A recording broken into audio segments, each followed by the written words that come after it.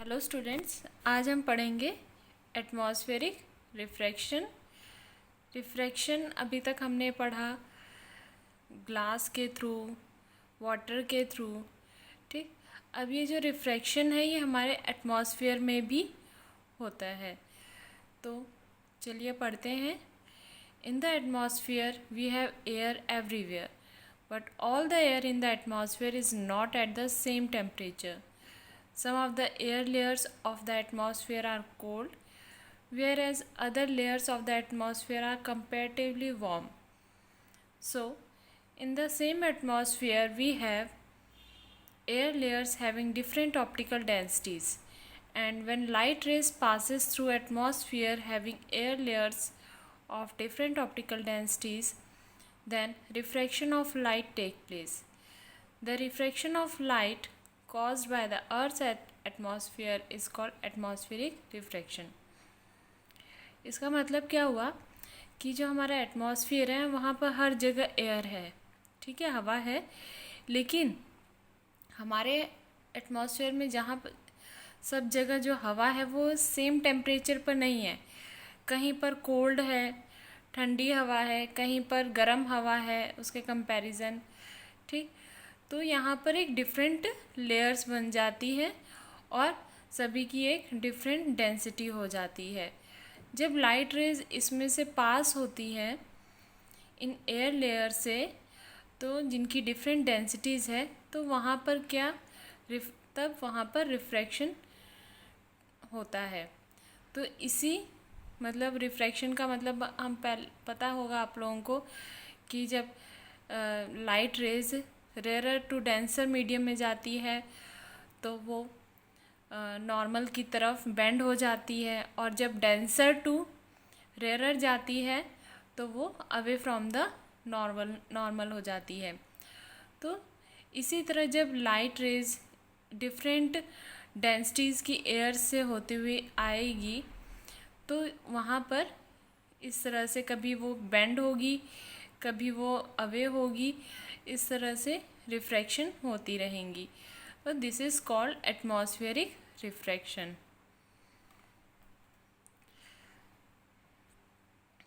अब नेक्स्ट है आपका the star seems higher than they actually are. मतलब आप जो हमें स्टार्स दिखते हैं वो थोड़ा सा ऊंचे अपनी पोजीशन से थोड़ा अलग होते हैं एक्चुअल में। ठीक है, जैसे मान लीजिए रियल पोजीशन ये है, लेकिन हमें यहाँ थोड़ा सा ऊपर दिखेंगे। क्यों? ये भी एटमॉस्फेरिक रिफ्रैक्शन की वजह से ही है। तो यहाँ इसका रीज़न क्या है? Due to atmospheric refraction the star seems to be higher in the sky than they actually are. अब इसकी एक्सप्लेनेशन देखिए।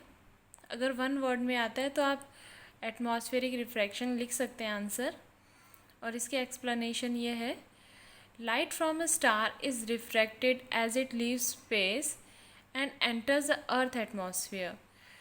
Air higher up in the sky is rarer, but that nearer the Earth's surface is denser. So as the light from a star comes down, the dense air bends the light more due to the refraction of star's light. The star appears to be at a higher position. मतलब जब light देखिए हमारे ये जो stars हैं ये हमारे space में है, जहाँ पर कोई भी एटमॉस्फेयर नहीं है। वहाँ पर एटमॉस्फेयर नहीं है मीन्स कोई एयर नहीं है, तो वहाँ पर लाइट बहुत इजीली ट्रैवल करती है। ठीक है, तो वो एक तरह से आपका रेयरर मीडियम हो गया। जैसे जैसे वो हमारे अर्थ के एटमॉस्फेयर में आएगी तो हमारे अर्थ के एटमॉस्फेयर में एयर है, और जहाँ पर हमारी जैसे जैसे लाइट रेज नीचे आती रहेंगी तो एयर के एटमॉस्फेयर में उसके टेम्परेचर में चेंजेस होते रहेंगे। जैसे जैसे नीचे आएगी लाइट रेज तो वो डेंसर मीडियम में आती जाएगी, क्योंकि नीचे हमारे क्या है, हवा ठंडी होती जा रही है। ठीक, तो जिस वजह से अब क्योंकि रेयर टू डेंसर मीडियम में आ रही है तो वो अपनी ओरिजिनल पोजीशन से लाइट रेज थोड़ी बेंड हो जाएगी। दैट्स वाई हमें ये एक्चुअल में हमें यहाँ पर हमारा स्टार होना चाहिए, लेकिन इस वजह से अगर हम इसको सीधे करके देखें तो हमारा स्टार ऊपर की ओर थोड़ा सा दिखता है। देखिए इस तरह से जैसे जैसे लाइट रेज नीचे की ओर आएगी, रिफ्रैक्टिव इंडेक्स जो है इंक्रीज करता रहेगा।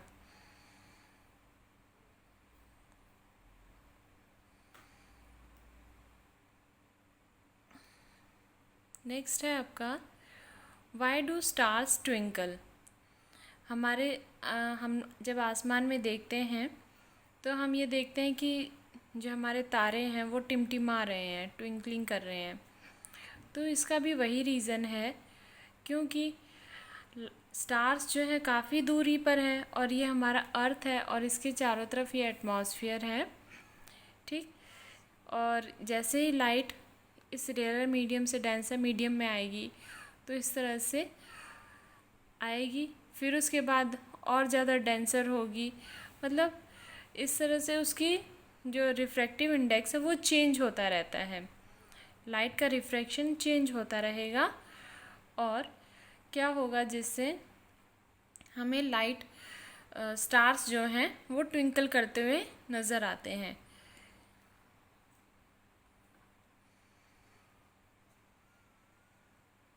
देखिए, when the light coming from a star enter the earth atmosphere, it undergoes refraction due to varying optical densities of air at various altitude.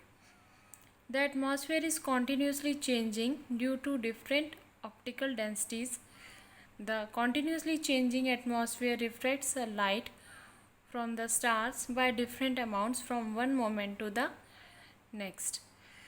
The star light reaching our eyes increases and decreases continuously due to atmospheric refraction, and the star appears to twinkle at night.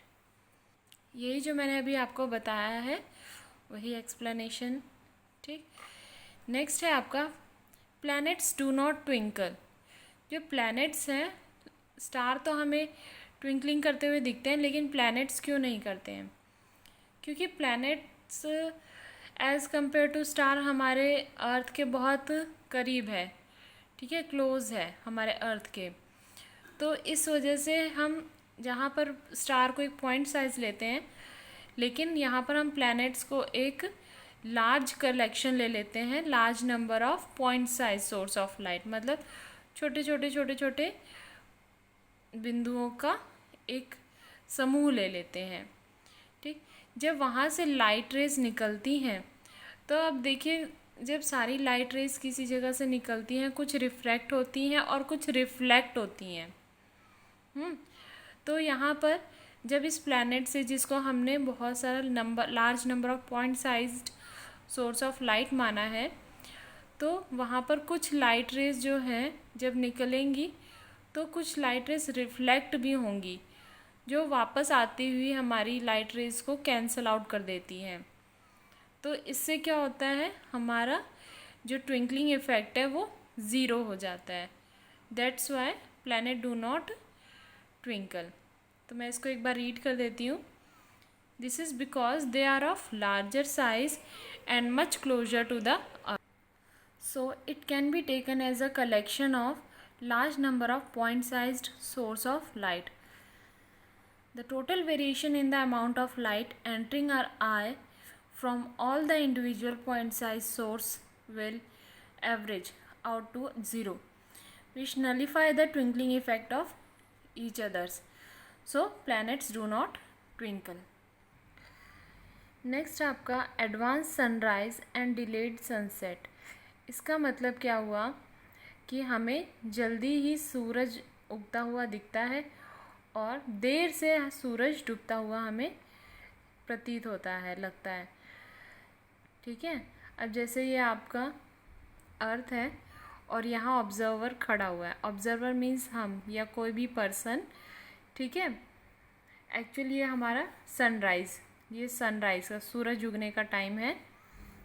ये हमारा सन है जिसकी real position है, और जब यहाँ से हमारा ऑब्जर्वर इसको देखेगा, सनराइज़ देखेगा, तो उसे ऊपर दिखेगा, हॉरिजन से ऊपर दिखेगा। और इसी तरह सनसेट के टाइम में हमारा सूरज डूब जाता है, सूर्यास्त हो जाता है, लेकिन तब भी वो कुछ समय पहले ही कुछ समय के लिए हमें दिखता रहता है। ठीक है, तो ये हॉरिजन है। तो इसका रीज़न भी क्या है? एटमॉस्फेरिक रिफ्रैक्शन की वजह से ये ऐसा होता है। ठीक, just before the actual sunrise due to atmospheric refraction the sun, because of the bending of light, this makes the apparent position of sun appear above the horizon. The same thing happen during sunset and the sun remains visible even though it has gone below the horizon. ठीक है, यहाँ पर भी atmospheric refraction के कारण ही 2 minutes advance sunrise और 2 minutes delayed sunset होता हुआ हमें लगता है। ठीक है, क्योंकि देखिए हमारा ये अर्थ हो गया और ये एटमॉस्फेयर, जब सनलाइट जब यहाँ से आती है तो क्योंकि यहाँ पर वैक्यूम से हमारे एटमॉस्फेयर में आ रही है, फिर यहाँ पर रिफ्रैक्शन होगी रेयर टू डेंसर मीडियम में। जो अभी हमने ट्विंकलिंग ऑफ स्टार्स या अपैरेंट पोजीशन ऑफ स्टार की हमने बात की थी कि जो हमारा स्टार है वो थोड़ा सा ऊपर क्यों दिखाई देता है, सेम रीज़न यहाँ पर भी है, due to atmospheric refraction. So students, आज के लिए बस इतना ही। कल हम करेंगे scattering of light. Thank you.